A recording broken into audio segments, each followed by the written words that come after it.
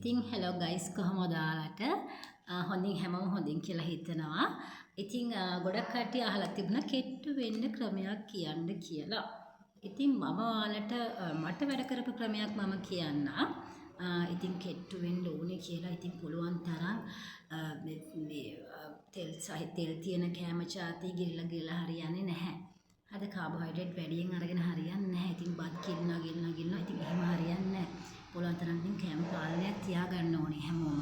ඉතින් ඒ වගේම මම කියන්න දෙයක් උදේට කෙට්ටු වෙන්න මට වැඩ කරපු දෙයක් මම කියන්නම්. මම අනිත් අයගේ දේවල් කියන්නේ නැහැ. ඉතින් උදේට වතුර එකක් අරගෙන ඒකට lemon slices කපලා දාලා තව chia seeds දාලා තියලා ඔයාලා බොන්න. ඒක බොන්න දවස් ඇතුළතම ඒ වතුර එක බොන්න. එතකොට ඔයාලට ගොඩාක් වෙනසක් තියෙයි. තව දෙහි කියන්නේ ලෙමන් ජූස් එක වගේ හදලා බොන්න. ලෙමන් විතරයි හැබැයි. ඒකට ලුණු දාන්න මුකුත් කරන්න එපා.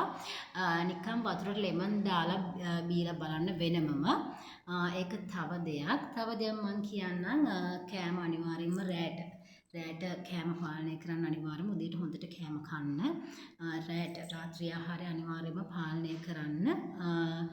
එකක් සෑලඩ් එකක් වගේ කන්න බලන්න. තව දෙයක් කියන්නම් ග්‍රීන් ටී එකක් බොන්න. ෆැඩ්නා එකේ ග්‍රීන් ටී එක මට නම් වැඩ කරනවා. ඉතින් ෆැඩ්නා එකේ ග්‍රීන් ටී එක හොඳයි.